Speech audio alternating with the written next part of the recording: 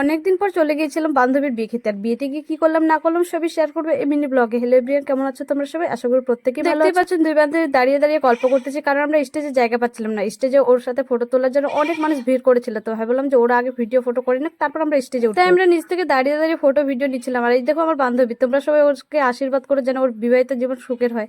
এইদিকে আমার বান্ধবী দাঁড়িয়ে দাঁড়িয়ে দেখতেছে কখন আমরা স্টেজে উঠবো।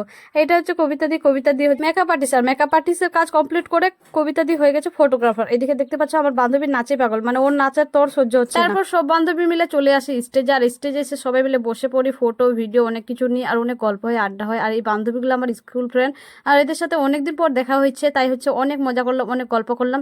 তারপর চলে আসি আমরা খেতে, আর খাওয়া দাওয়া কমপ্লিট করে সবাই মিলে চলে আসে ডান্স করতে। আর এদিকে হচ্ছে জবরদস্ত আমাকে ডান্স করতে নিয়ে গেছে, বাট আমি তো ডান্সের কও পারি না।